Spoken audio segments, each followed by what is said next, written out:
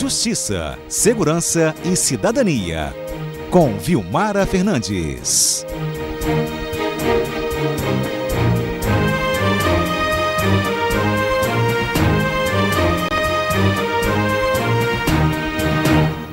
Ei, Vilmara, bom dia.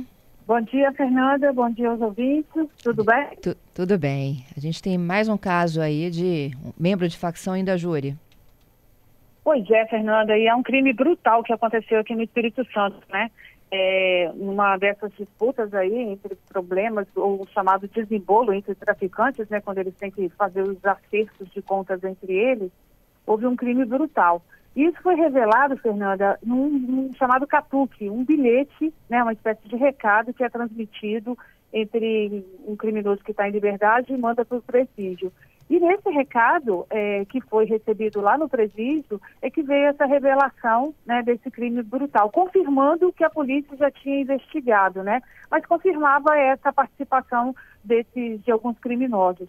Uhum. O que houve, Fernando? O assassinato de um traficante que teve a cabeça cortada, o corpo queimado, ele foi colocado o corpo foi queimado junto com o carro, né, que pertencia à vítima, né, o carro foi levado para a rodovia Aldifas Barcelos, na Serra. O crime aconteceu aqui em Vitória, mas o corpo foi levado para a Serra, né, e depois os traficantes foram beber e assistir um jogo de futebol.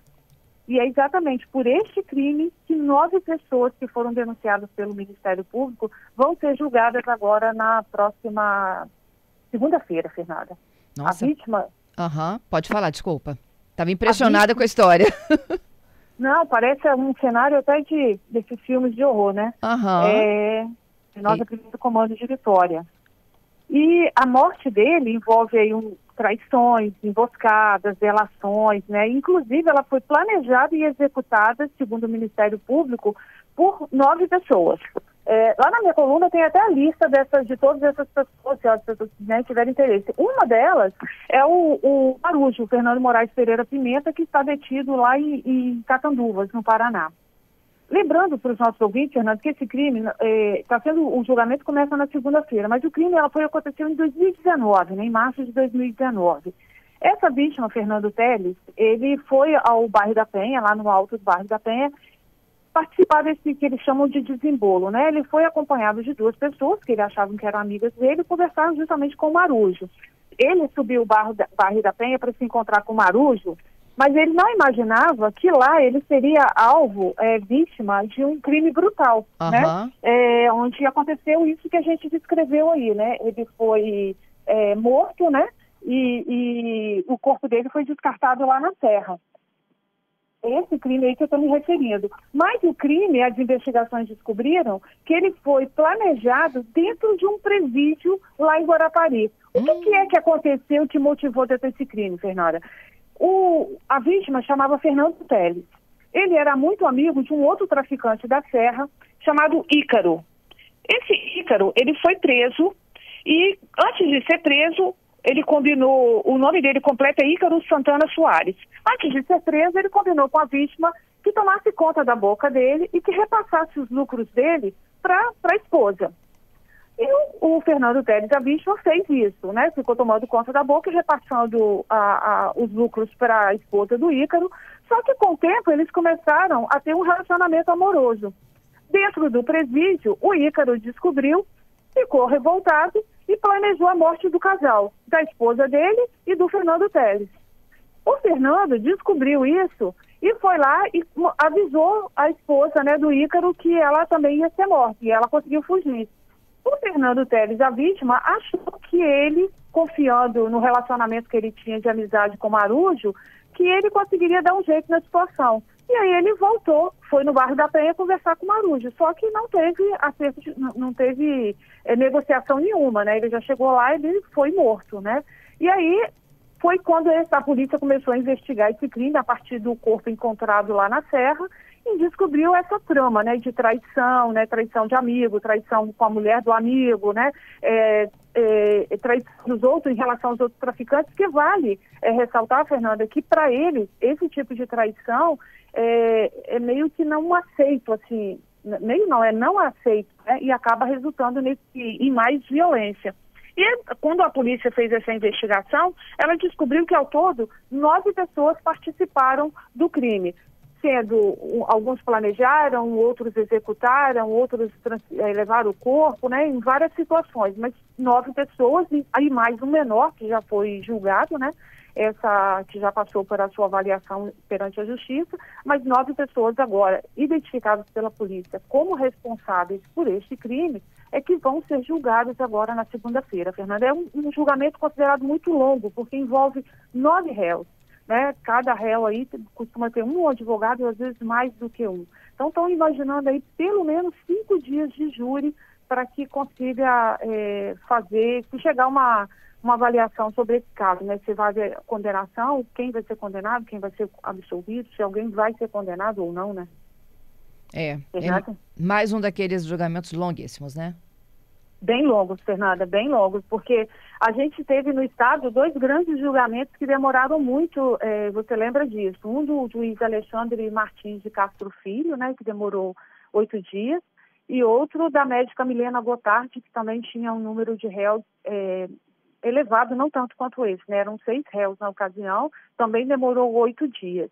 Esse agora são 9 réus, então é um volume muito grande de réus. E há uma possibilidade, há um questionamento também, até, Fernanda, se de fato esse julgamento vai acontecer na segunda-feira, porque o que acontece?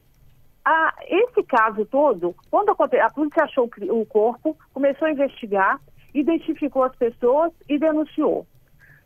Posteriormente, a polícia continuou fazendo outras operações e nessas operações apreendeu aí, inclusive do Ministério Público também, que ele tem um grupo de atuação, né, de combate ao crime organizado, fez uma apreensão de vários documentos, de celulares e encontraram esse recado que eu me referi no início, que conta. Que recado é esse? É um recado enviado por Marujo, na época ele estava em liberdade, para o líder da facção criminosa que estava no presídio, que era o Carlos Alberto Furtado.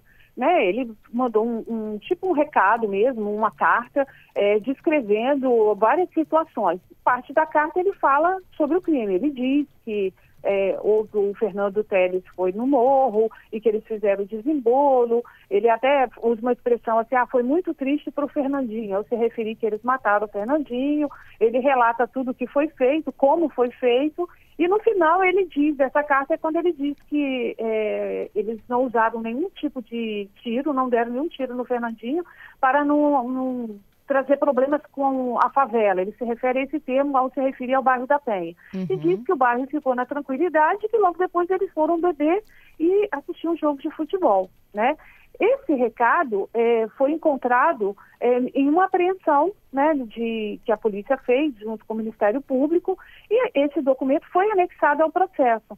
Só que as defesas dos réus apontam que esse documento, esse recado só apareceu no processo depois que já tinham feito os argumentos finais, né? Porque uma das etapas do processo é que quando todos os advogados e o próprio Ministério Público fazem suas argumentações finais para que o juiz decida, dê uma sentença se as pessoas vão ou não ser encaminhadas para júri. Nesse caso, eles alegam que eles não tiveram acesso a esse documento. Então, eles fizeram vários recursos ao Tribunal de Justiça e chegou até ao Superior Tribunal de Justiça.